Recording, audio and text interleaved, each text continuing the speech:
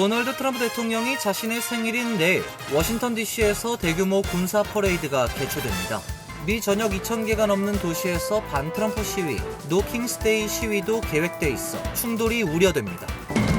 연방법원이 캘리포니아주가 제기한 주 방위군 배치가 불법이란 주장에 대통령이 권한 범위를 넘어 수정헌법 제10조를 위반했다고 판결했지만 항소법원은 판결의 효력을 정지시켰습니다. 정부의 대규모 불법 이민자 단속이 이어지면서 미주 한인 사회에도 공포감이 확산되고 있습니다. 다수의 한인 비즈니스들이 피해를 보고 있으며 일부는 종업원을 구할 수 없어 문을 닫기도 한 것으로 알려지고 있습니다. 뉴욕 한인회가 지난 5월 임기를 시작한 이명석 뉴욕 한인회장의 공식 취임 행사를 개최했습니다. 이명석 회장은 세대 간 화합을 강조하며 앞으로 2년간 한인 사회 발전을 위해 최선을 다하겠다고 약속했습니다. 연방정부가 9월부터 소셜연금 지급 방식을 체크가 아닌 전자송금 방식으로 변경한다고 밝혔습니다. 장애인 수당, 생활보조금 등 각종 복지수당 수급자들은 모두 전환 대상에 포함됩니다. 이상은 오늘의 주요 뉴스입니다. 시청자 여러분 안녕하십니까? KBN 뉴스입니다. 도널드 트럼프 대통령이 자신의 생일인 내일 워싱턴 DC에서 탱크와 대포, 많은 병력들과 불꽃놀이까지 동원해 대규모 군사 퍼레이드를 열 예정이지만 트럼프 대통령 반대자들은 미 전역 2,000개가 넘는 도시들에서 평화적 반트럼프 시위, 노 킹스데이 시위를 계획하고 있습니다. 시민자유연합, 교원단체 총연맹, 가족계획연맹, 버니 샌더스 상원 의원 등 진보 단체들이 주관하는 반트럼프 시위, 노 킹스데이 시위가 오는 14일 워싱턴 DC를 비롯한 미 전역 2,000개 도시에서 개최됩니다. 주최 측은 최소 350만 명이 참가했던 4월의 핸즈오프 시위 규모를 넘어설 것으로 예상하고 있습니다. 참석자들에게 풀뿌리 애국심을 보여주기 위해 성조기를 흔들 것을 권장하고 있습니다. 로스앤젤레스에서 이민단속 반대 시위가 시작된 이후 200개 이상의 새로운 노 킹스데이 행사가 생겨났습니다. 시위 주도단체 인디비저블의 에즈라 레빈 사무총장은 열병식과 미국의 나머지 지역들 사이의 대조, 즉 분할 화면을 강조하는 것이 목표라고 밝혔습니다. 트럼프 대통령의 생일이기도 한 14일 육군 창설 250주년을 맞아 수도 워싱턴 DC에서 대규모 군사 퍼레이드가 예정돼 있습니다. 퍼레이드엔 6,600명의 병력, 150대 이상의 전차, 장갑차 등 군용 차량, 약 50대의 항공기 등이 동원될 예정입니다. 군 당국은 약 20만 명의 인파가 몰릴 것으로 보고 있는데 퍼레이드가 진행되는 약 18마일 구간에 철책이 설치되며 175개의 보안 검색대 등이 들어설 예정입니다. 트럼프 대통령은 이를 방해하는 시위가 있을 경우 엄중한 무력에 직면할 것이라고 경고했습니다. 연방법원이 캘리포니아주가 제기한 주 방위군 배치가 불법이란 주장에 대통령이 법률상 권한의 범위를 넘었을 뿐 아니라 수정헌법 제10조를 위반했다고 판결했지만 항소법원은 일단 법원 판결의 효력을 정지시켰습니다. 워싱턴 포스트에 따르면 제9연방항소법원은 트럼프 행정부가 연방법원의 결정에 불복해 신청한 명령 효력 정지 요청을 받아들였습니다. 앞서 연방법원은 트럼프 대통령이 주 방위군을 파견한 것은 불법이라며 법률상 권한의 범위를 넘었을 뿐 아니라 수정헌법 제10조를 위반했다고 판시했습니다.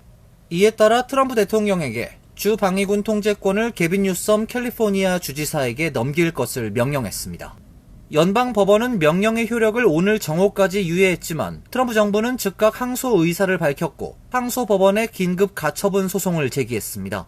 항소법원은 이를 즉시 받아들였고 다음 주 화요일 본격 심리에 나설 예정입니다. 뉴섬 주지사는 항소법원 결정에 대해 법의 지배를 믿는다고 말했습니다. 정부는 이민단속에 반대하는 시위가 LA 전역으로 번지자 대응을 명분으로 주 방위군과 해병대 4,100명을 투입했습니다.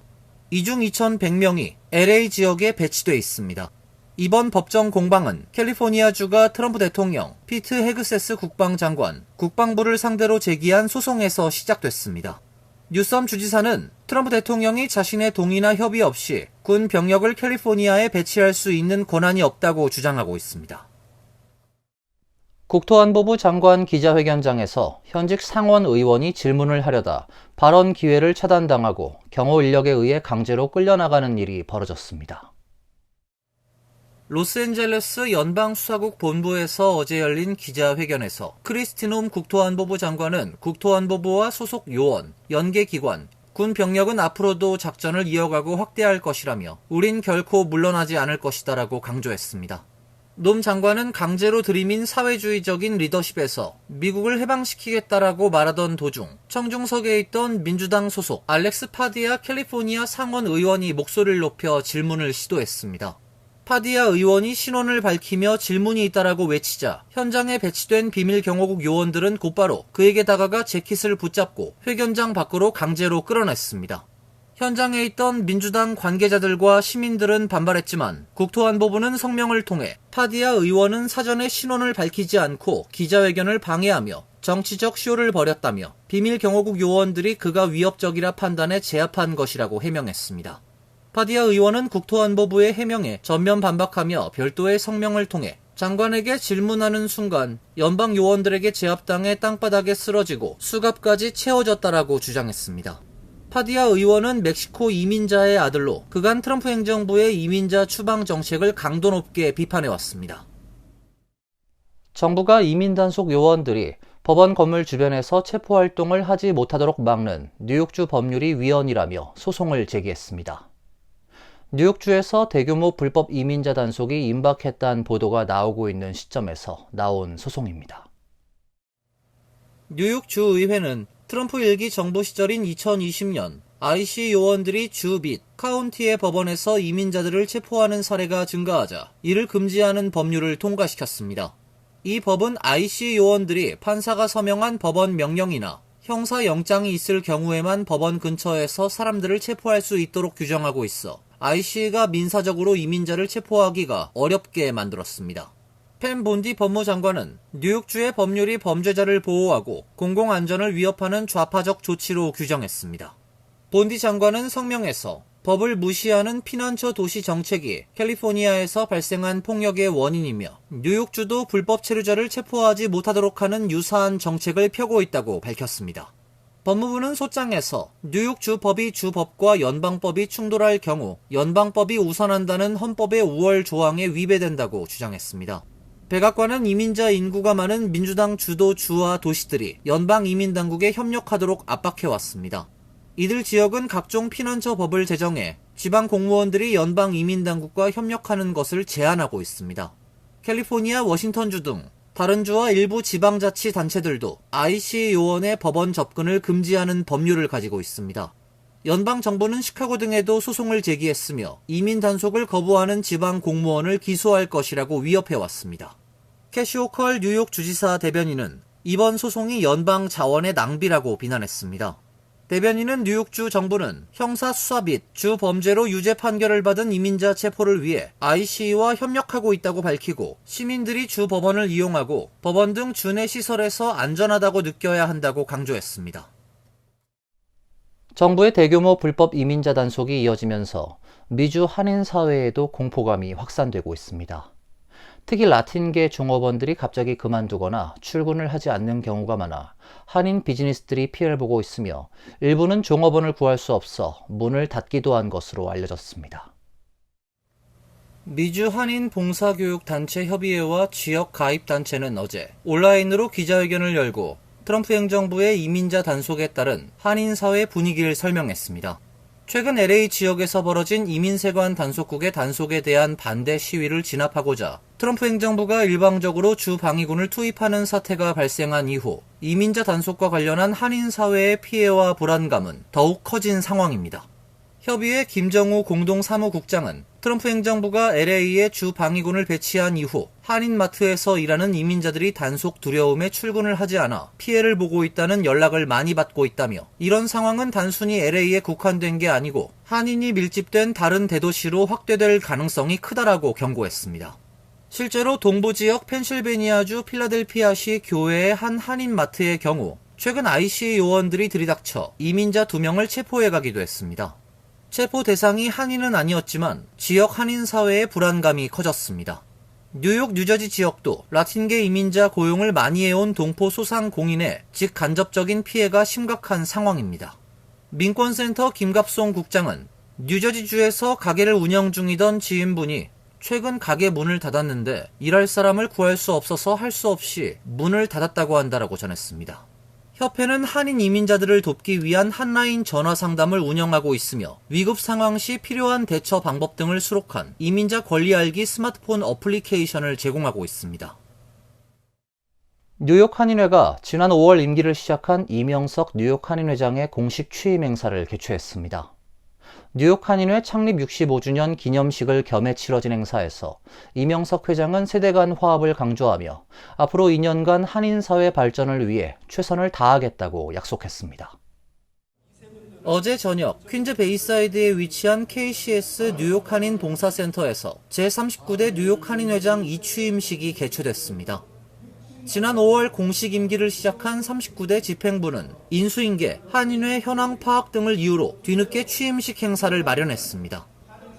뉴욕 일원 한인 단체장들과 지역 정치인, 그리고 한인 동포 등 약 300여 명이 참석한 가운데 치러진 이 취임식 행사에서 이명석 회장은 전임 회장단 앞에서 취임 선서를 통해 공식 임기 시작을 알렸습니다.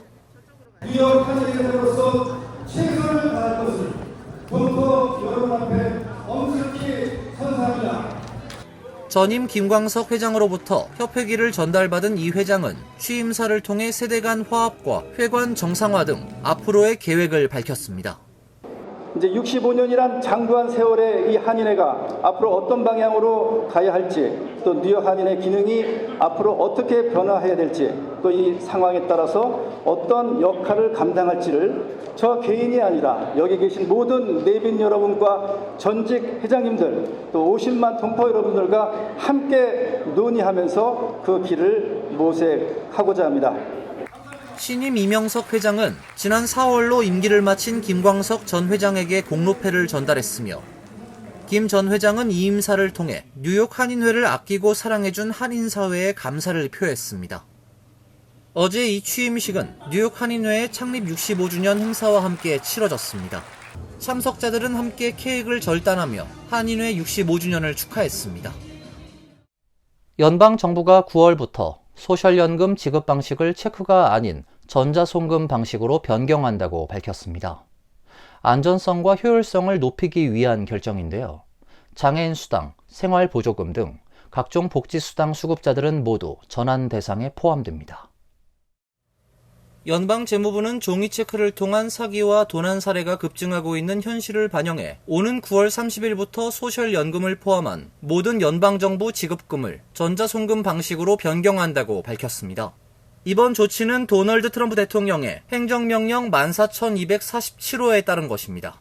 당국에 따르면 현재 대부분의 수급자들이 이미 은행 계좌를 통해 전자적으로 지급금을 받고 있지만 약 14%에 달하는 일부 고령층이나 저소득층 수급자만 여전히 우편으로 종이체크를 받고 있습니다. 이번 정책에 따라 종이체크로 연방 지급금을 받는 사람들도 반드시 전자송금 방식으로 전환해야 하며 미이행 시 법 위반으로 간주될 수 있습니다.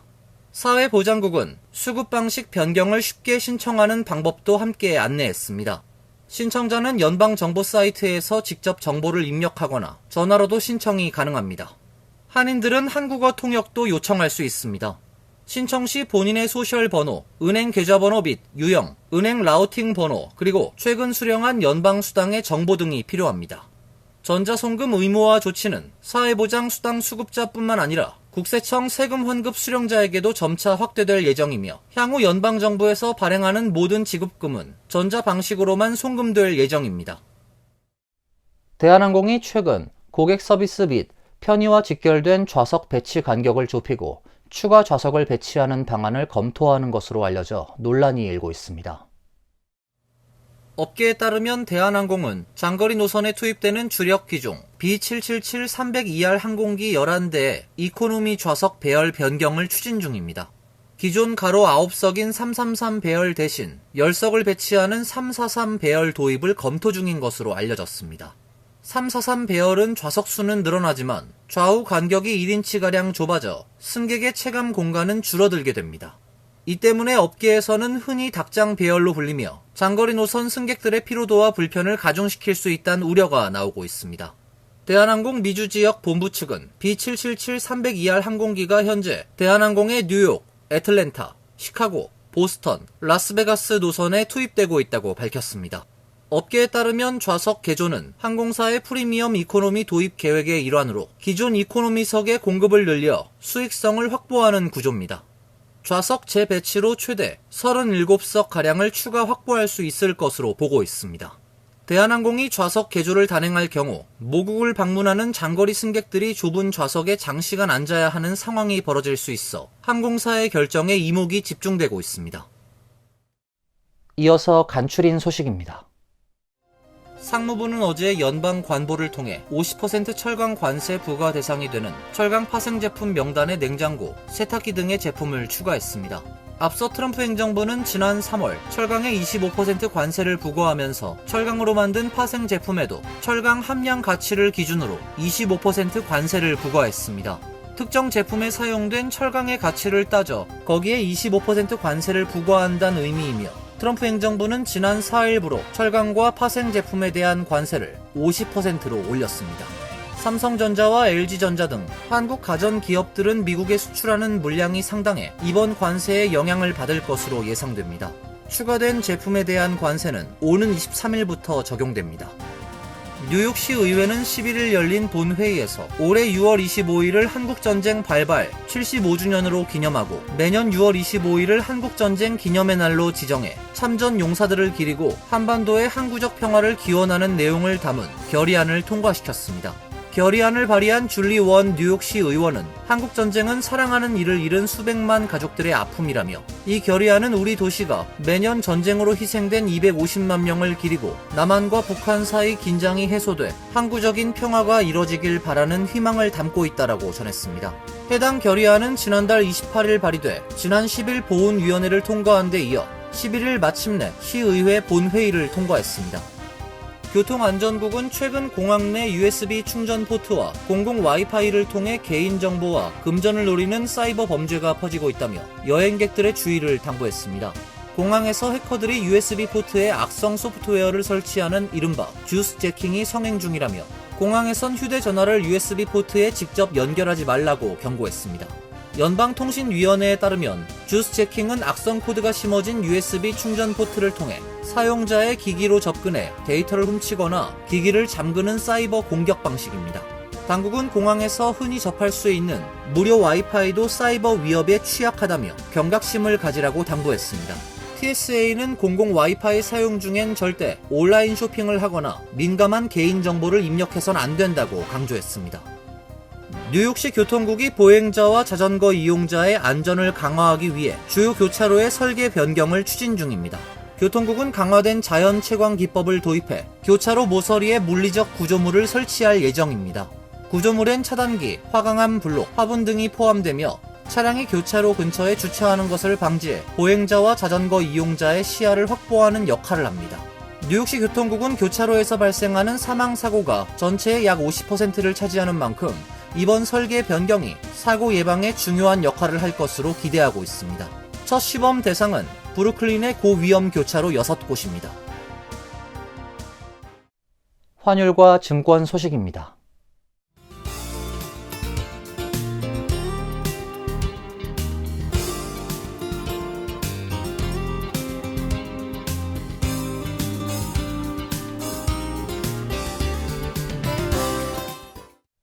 이어서 날씨입니다. 내일은 흐린 가운데 몇 차례 소나기가 예상됩니다. 낮 최고 기온 67도, 섭씨 20도, 밤 최저 기온은 58도, 섭씨 15도로 예상됩니다. 일요일은 구름이 많은 흐린 날씨가 되겠습니다. 월요일은 다시 비가 예보되어 있습니다. 이상으로 KBN 뉴스를 마칩니다. KBN과 함께 즐거운 시간 되시길 바랍니다.